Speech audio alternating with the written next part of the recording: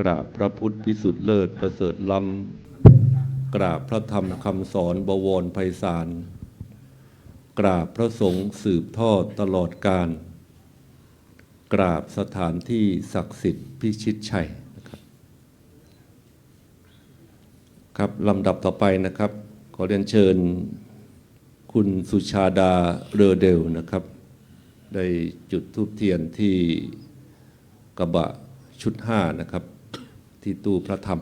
ตู้พระอภิธรรมนะ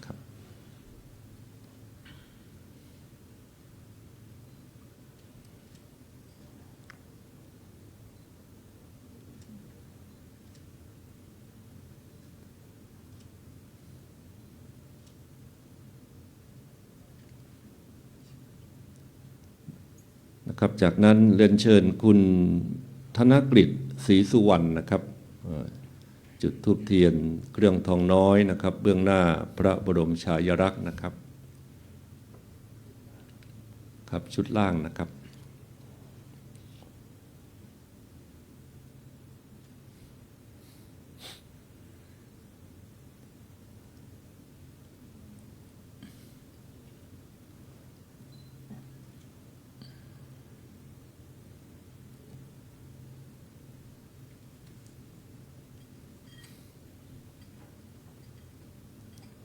เรียนเชิญทุกท่านได้สมาทานศีลรับศีลพร้อมๆกันนะครับมะยังพันเตวิสุงวิสุงรักนาทายาติสรเนนะสหะปัญจศีลานิยาจามะทุติยามปิมะยังพันเตวิสุงวิสุงรักนาทายาติสรเนนะสหะ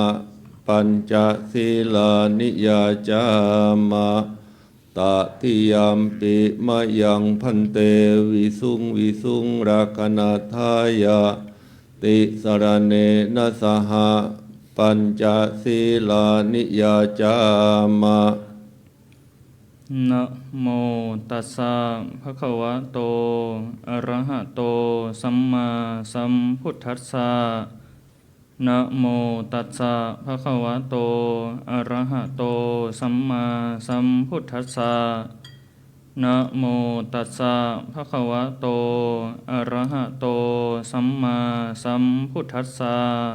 นะโมตัสสะภะคะวะโตอะระหะโตสัมมาสัมพุทธัสสะนะโมตัสสะภะคะวะโตอะระหะโตสัมมาสัมพุทธัสสะนะโมตัสสะภะคะวะโตอะระหะโตสัมมาสัมพุทธัสสะพุทธังสรณังคัจฉามิพุทธังสรณังคัจฉามิธัมมังสรณังคัจฉามิธัมมังสรณังคัจฉามิสังฆังสรณังคัจฉามิสังฆังสรณังคัจฉามิทุติยัมปิพุทธังสรณังคัจฉามิทุติยัมปิพุทธังสรณังคัจฉามิทุติยัมปิธัมมังสรณังคัจฉามิทุติยัมปิธัมมังสรณังคัจฉามิทุติยัมปิสังฆังสรณังคัจฉามิทุติยัมปิสังฆังสรณังคัจฉามิตติยัมปิพุทธังสรณังคัจฉามิตติยัมปิพุทธังสรณังคัจฉามิตติยัมปิธัมมังสรณังคัจฉามิตติยัมปิธัมมังสรณังคัจฉามิตติยัมปิสังฆังสรณังคัจฉามิตติยัมปิสังฆังสรณังคัจฉามิปานาติปาตาเวระมณีสิกขาปะทังสมาธิยามิปานาติปาตาเวระมณีสิกขาปะทังสมาธิยามิอะทินนาทานาเวระมณีสิกขาปะทังสมาธิยามิอะทินนาทานาเวระมณีสิกขาปะทังสมาธิยามิกาเมสุมิจฉาจารา เว เวระมณีสิกขาปะทังสมาธิยามิ กาเมสุมิชาจาราเวระมณีสิกขาปะทังสมาธิยามิ มุสาวาทาเวระมณีสิกขาปะทังสมาธิยามิ มุสาวาทาเวระมณีสิกขาปะทังสมาธิยามิ สุราเมรยะมัจจปมาทฐานาเวระมณีสิกขาปะทังสมาธิยามิ สุราเมรยะมัชฌะปมาทัฏฐานาเวระมณีสิกขาปะทังสมาธิยามิ อิมานิปัญจสิกขาปทานิสีเลนะสุขติงยันติ สาธุ สีเลนะโภคสัมปทาน สาธุ สีเลนะนิพุติงยันติตัสมาสิลังวิโสทะเย สาธุครับลำดับต่อไปนะครับเรียนเชิญคุณสิริกรครัวข่านะครับได้จุดธูปเทียนเครื่องทองน้อยเบื้องหน้าพระบรมฉายาลักษณ์นะครับ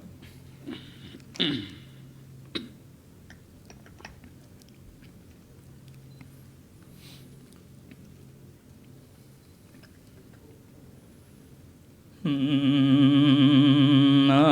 โมตัสสะระหะ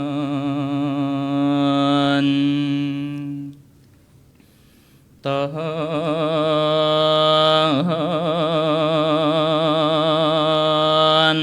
ส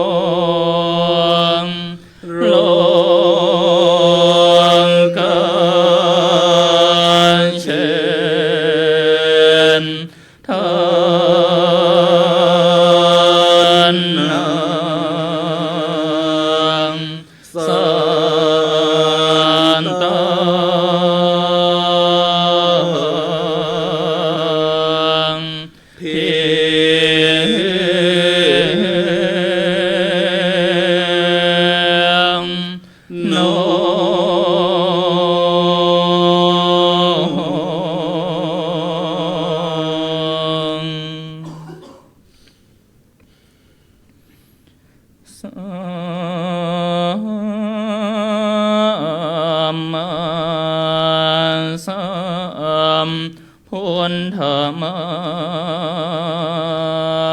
งตุ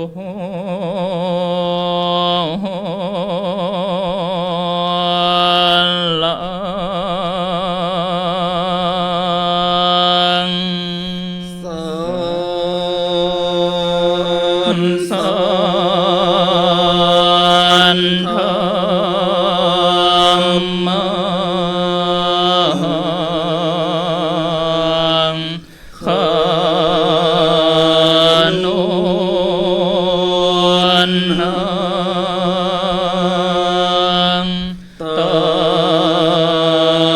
มมัง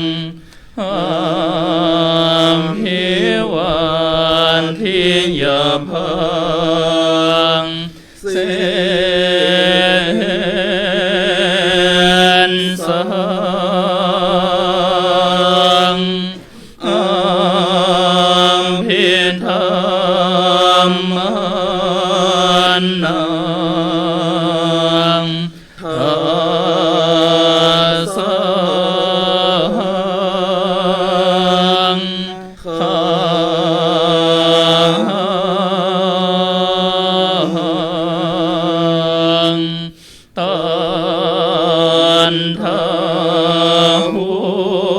นทันตังเพียรธรรมันทังจันตุนทังปะระมันนังทันโต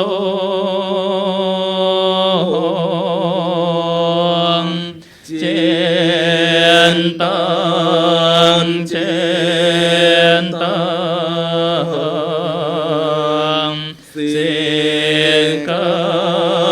งโรมปังเนมพันนังเมเตสัมนังพันธังอันทันทันโลมพโมงราเนงทองสังโมลังเนจันทวิทังโมหะโมลังเนจังทเวนเตงภาวันทังสังโฆสาลัง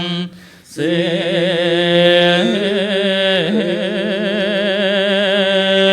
งโย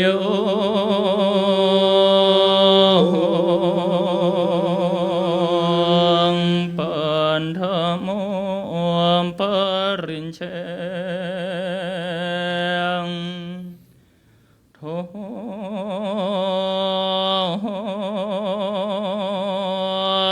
ยังมันเสนเนงวันเนนังเท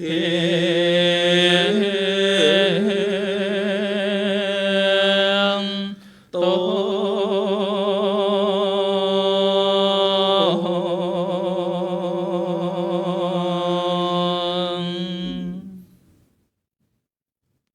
ครับในช่วงนี้นะครับพระสงฆ์จตุรวรรคนะครับได้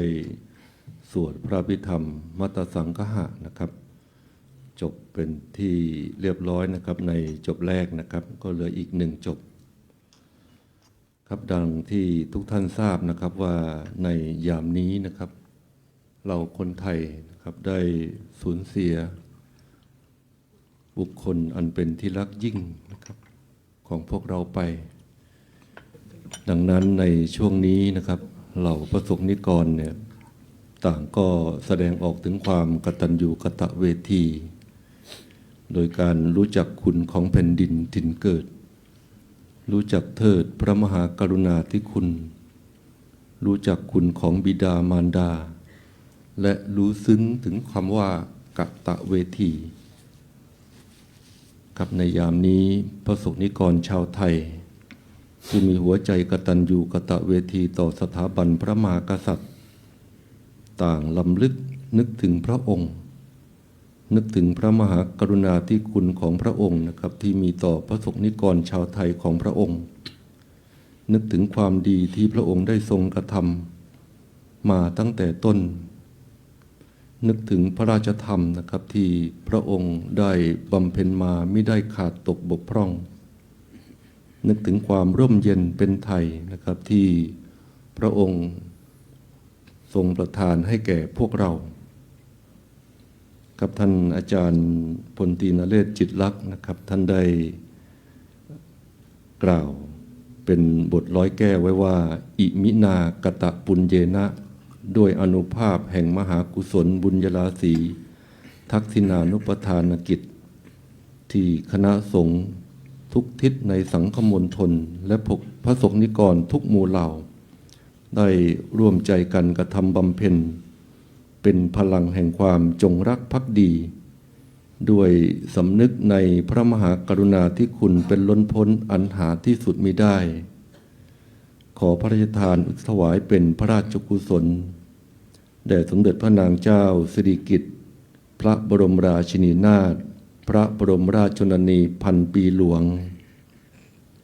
ขออานุภาพและอานิสงส์ทั้งมวลท่วนทุกประการจงมารวมกันเป็นตบะเดชะเป็นภรวะปัจจัยสำเร็จเป็นปัตตานุโมทนาไมยกุศลแด่สมเด็จพระบรมราชชนนีพันปีหลวงผู้ทรงพระคุณอันประเสริฐพระองค์นั้นแล้วบังเกิดเป็นทิพยสุขทิพยสมบัติโดยพลันทั้งเป็นปัจจัยให้บรรลุถึงซึ่งพระนิพพานในอนาคตการโดยควรแก่คติวิสัยในสัมปรายภพสมดังพระราชมโนปณิธานทุกประการเทินครับลำดับต่อไปพระสงฆ์จตุรวรรคนะครับจะได้สวดจบสุดท้ายครับ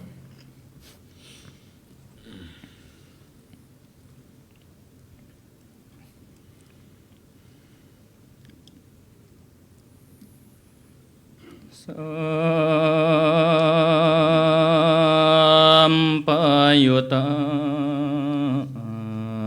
ยะทังโยค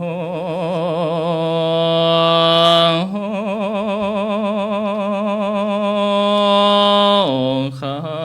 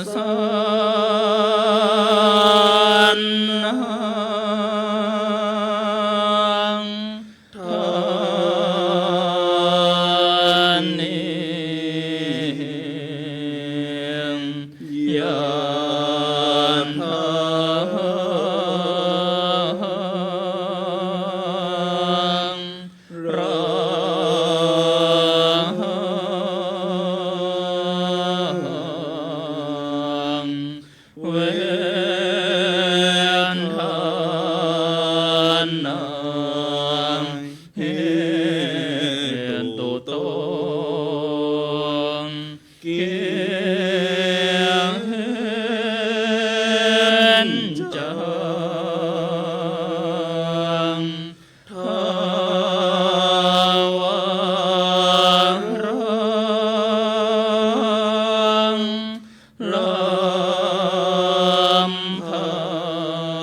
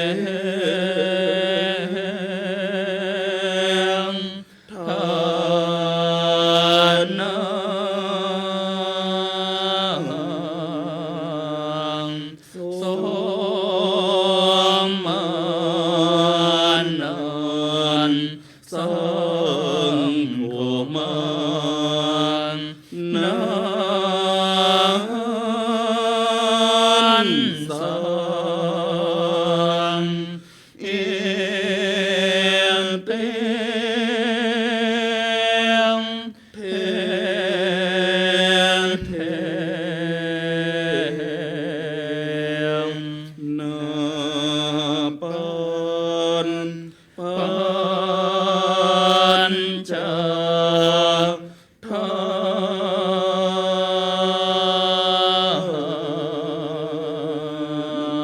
นตันติโยมปริญเชงโท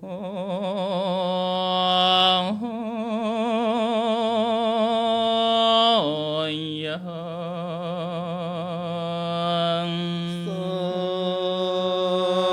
งมังเสนวันเนนปันเดโต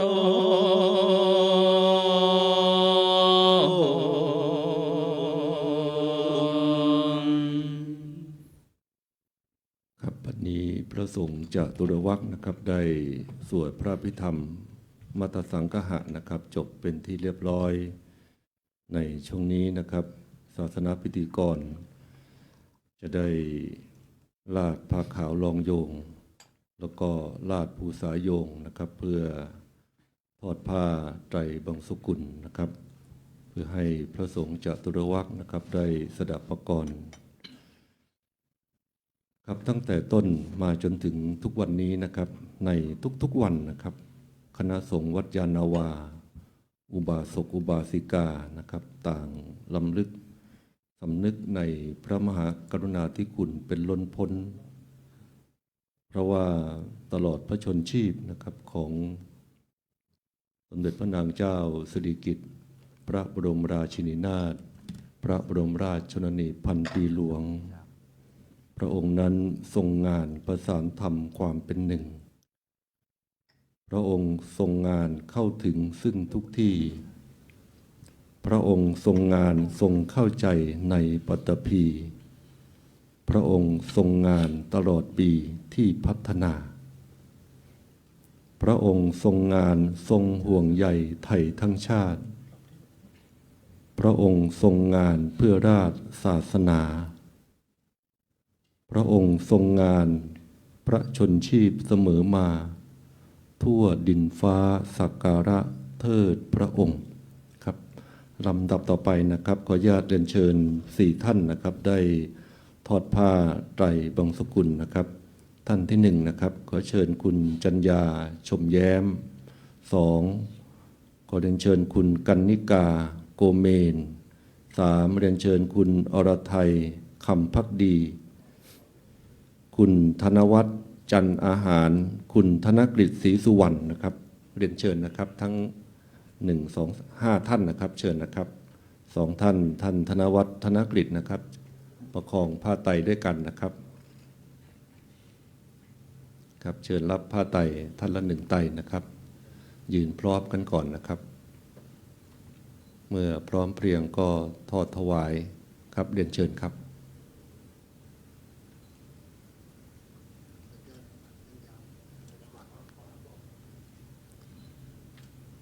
ครับเสร็จแล้วก็เรียนเชิญนั่งที่เก้าอี้นะครับพระสงฆ์ทั้งนั้นจะได้สดับประกรณ์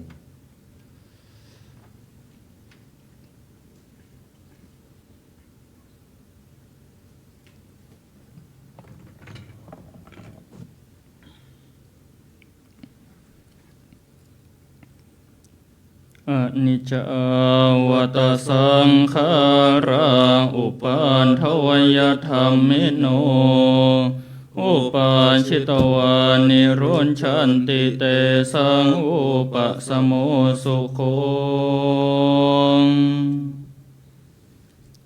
ครับพระสงฆ์ทั้งนั้นนะครับได้สดับประกรณ์เมื่อเจ้าหน้าที่ได้เก็บภูษาโยงผ้าขาวรองโยงนะครับเสร็จเป็นที่เรียบร้อยจะได้เทียบเครื่องไทยธรรม4ชุดนะครับด้านหน้าพระคุณเจ้าพระสงฆ์จตุรวรรคจากนั้นนะครับก็จะได้เรียนเชิญทานบดีอีก4ท่านนะครับได้น้อมถวายเครื่องไทยธรรมแด่พระคุณเจ้าทั้ง4รูปท่านที่1นะครับเรียนเชิญคุณกฤตตินคำแดง 2. คุณวารุณีปิยะจินดา 3. คุณพินโยเลียวกายสุวรรณ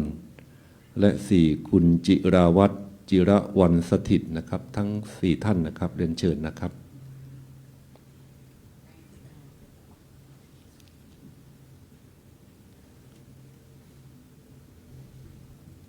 ครับพร้อมแล้วน้อมถวายเลยนะครับ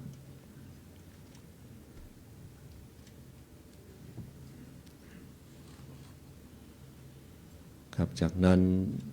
เรียนเชิญนั่งประจำที่นะครับพระสงฆ์ทั้งนั้นจะได้อนุโมทนานะครับ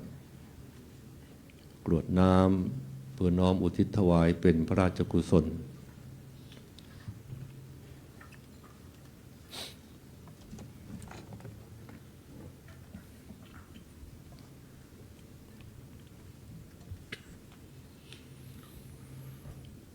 ยะถา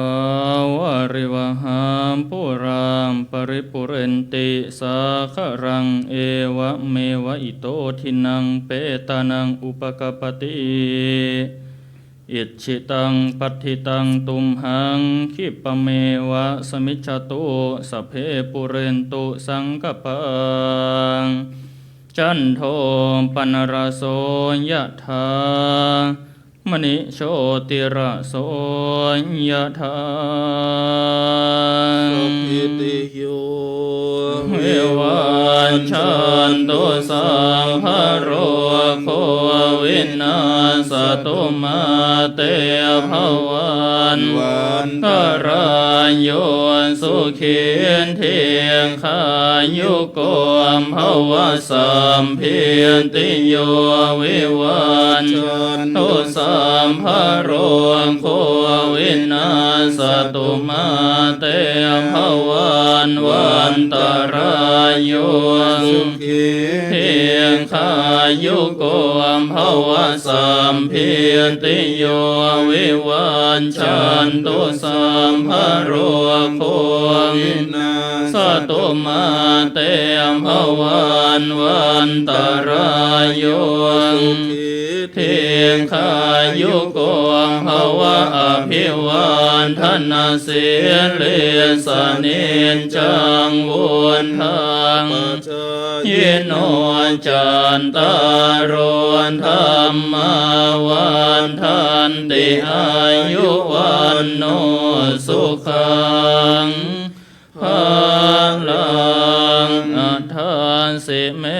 อากาสิเมยะติเมตังปัจจเมเป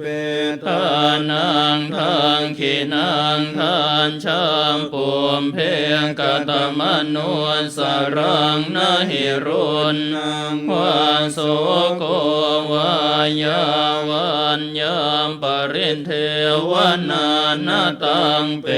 ตานามันทายะเอวังติทันติยาตโยอายัญจะโคนทางขีนาทินนา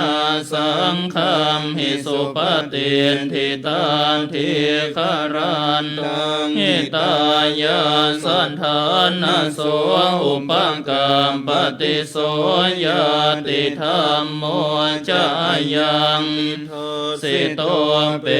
ตานาปุญชาจักตาอุราลามพลันจะเพียงโคนมนุมปะทินนางตุมเหหิปุญญังปัสสุตังพนามปะกันเตมภวตุสัมภมังคลังรังคันตุสัมมาเทวตาสัมภพุนธานุภาเวนะสันทาส่วนเทียภวันตุเตภวตุสัมภมังคลังรังคันตุสัมวตาสัมภธรรมานุภาเวนะสันทาส่วนเทียภวันตุเตภวตุสัมมังคลังรังคันตุสัมภเทวตาสัมภสังฆานุภาเวนะ สัทธาโสนเทงภาวันตุเตง สาธุครับก่อนกราบลาพระนะครับได้กราบในร่มเมตตาพระเดชพระคุณพระคุณเจ้าพระภิกษุสงฆ์สามเณรทุกรูปนะครับได้เมตตาเจริญจิตภาวนาเพื่อน้อมถวายเป็นพระราชกุศลแล้วก็เรียนเชิญผู้ร่วมพิธีทุกท่านนะครับนั่งสมาธิอธิษฐานจิตน้อมถวายพระราชกุศลนะครับตามเวลาอันสมควรครับ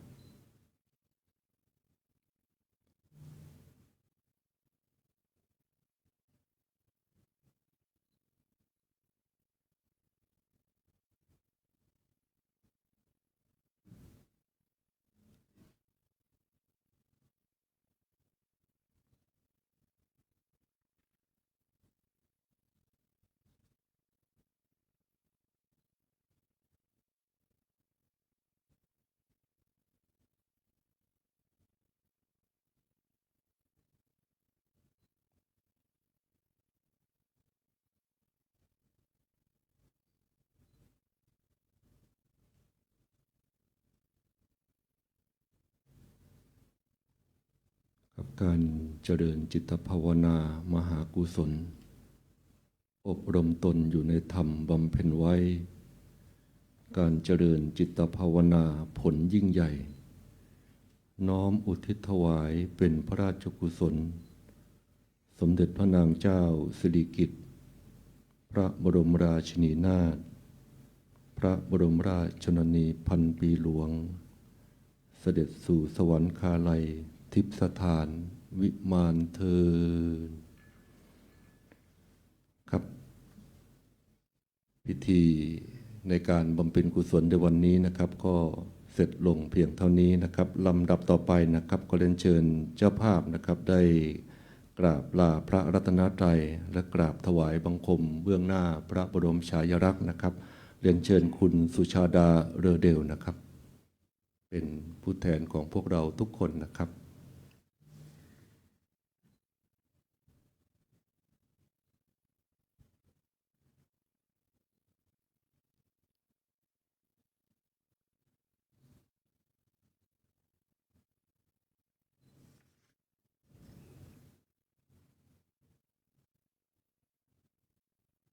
ครับสำหรับการบำเพ็ญกุศลสวดพระพิธรรมนะครับเพื่อน้อมทิศถวายเป็นพระราชกุศล